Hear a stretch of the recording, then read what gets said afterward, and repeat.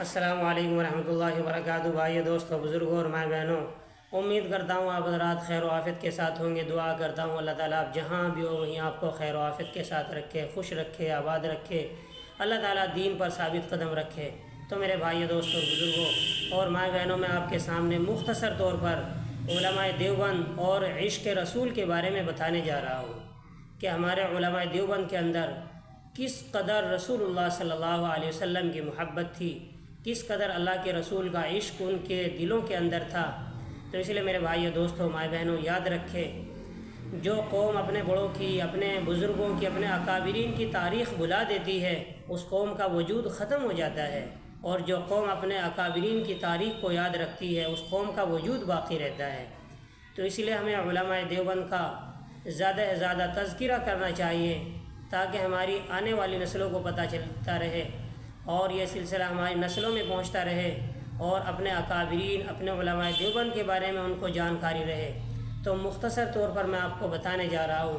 یاد رکھیں بھائیو، دوستوں اور بزرگوں، علماء دیوبند کی زندگیوں کا جتنا بھی زیادہ مطالعہ کیا جائے، اتنا ہی زیادہ احساس ہوتا ہے کہ وہ حضرات علم نبوت کے صحیح وارث اور قرآن و سنت کے سچے عاشق تھے۔ ان حضرات نے زبانی تعریف پر اکتفا نہیں کیا، بلکہ زبانی تعریف سے آگے چل کر رسول اللہ صلی اللہ علیہ وسلم کی سنتوں کو اپنی زندگی میں لا کر عملی نمونہ پیش کر کے یہ ساری دنیا کو بتایا کہ دیکھو عشق رسول ایسا ہوتا ہے۔ تو میرے بھائیو دوستوں اور بزرگوں، ان کی روشن زندگیوں میں توحید الہی اور ادب نبوی صلی اللہ علیہ وسلم کا امتزاج نظر آتا ہے۔ تو انہی علماء دیوبند میں آپ کے سامنے سب سے پہلے تذکرہ کروں گا حجت الاسلام حضرت مولانا قاسم نانوتوی رحمۃ اللہ علیہ۔ حجت الاسلام مولانا قاسم نانوتوی رحمۃ اللہ علیہ جب حج کے لیے تشریف لے گئے تو دیار حبیب صلی اللہ علیہ وسلم نے جوتا پہننا گوارا نہ کیا۔ حضرت نانوتوی رحمۃ اللہ علیہ کے جو ساتھ تھے وہ فرماتے ہیں کہ جب منزل بمنزل مدینہ شریف کے قریب پہنچے، جہاں سے روضہ رسول صلی اللہ علیہ وسلم نظر آتا تھا، تو حضرت نانوتوی رحمۃ اللہ علیہ نے اپنی نالین مبارک اتار کر بغل میں دبا لی اور ننگے پاؤں چلنا شروع کیا۔ حضرت اسی طرح ننگے پاؤں چلتے رہے۔ حضرت مدنی رحمۃ اللہ علیہ حضرت نانوتوی کے بارے میں لکھتے ہیں کہ حضرت نانوتوی رحمۃ اللہ علیہ منزل بمنزل برابر اونٹ پر سوار نہ ہوئے، حالانکہ اونٹ آپ کے پاس موجود تھا، سواری خالی چلتی رہی، پیر میں زخم پڑ گئے، کانٹے لگتے تھے، پتھروں سے ٹکرا کر پاؤں کا برا حال ہو گیا تھا۔ لیکن میرے بھائیوں، یہ سب کچھ کیوں کیا؟ اس لیے کیا کہ یہ سب اس لیے تھا کہ جس زمین پر میرے محبوب صلی اللہ علیہ وسلم کے قدم مبارک لگے ہوں، قاسم نانوتوی ان کو جوتوں سے کیسے پامال کر سکتا ہے، ان جگہوں پہ جوتوں سے کیسے چل سکتا ہے یہ جگہ میرے محبوب چلے ہوں۔ حضرت مدنی رحمۃ اللہ علیہ لکھتے ہیں کہ نانوتے میں ہرے رنگ کا جوتا بڑا قیمتی جوتا مانا جاتا تھا، اور لوگ بڑے خوش ہو کر اس جوتے کو پہنتے تھے، یہاں تک کہ بیاہ شادیوں میں، تقریبات میں وہ اس ہرے رنگ کے جوتے کو استعمال کرتے تھے۔ تو ایک معتقد آدمی نے حضرت نانوتوی رحمۃ اللہ علیہ کی خدمت میں وہ ہرے رنگ کا جوتا پیش کیا، تو حضرت نے اس کا دل رکھنے کے لیے جوتا وہ قبول تو کر لیا، لیکن کبھی پہنا نہیں۔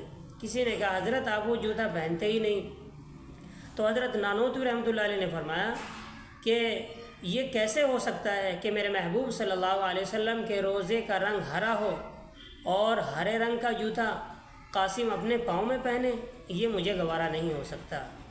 تو میرے بھائیوں، 1857 کی جنگ آزادی کے بعد انگریزوں نے علماء حق پر مصیبتوں کے پہاڑ توڑ دیے تھے۔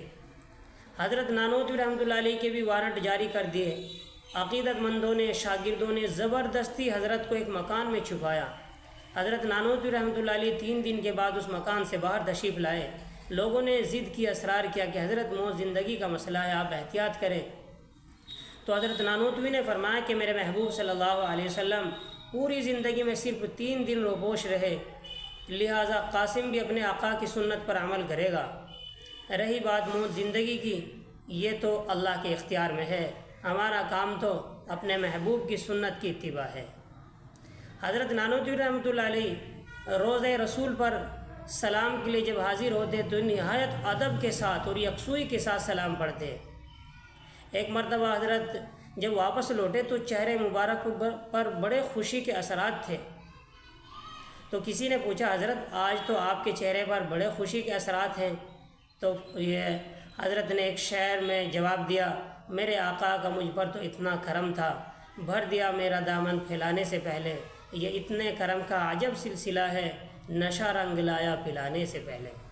تو میرے بھائی اور دوستو، جب مدینہ منورہ سے واپسی ہونے لگی تو حضرت نانوتوی رحمۃ اللہ علیہ گنبد خضرا پر آخری نظر ڈال کر یہ اشعار پڑھے، ہزاروں بار تجھ پر اے مدینہ میں فدا ہوتا، ہزاروں بار تجھ پر اے مدینہ میں فدا ہوتا، جو بس چلتا تو مر کر بھی نہ میں تجھ سے جدا ہوتا۔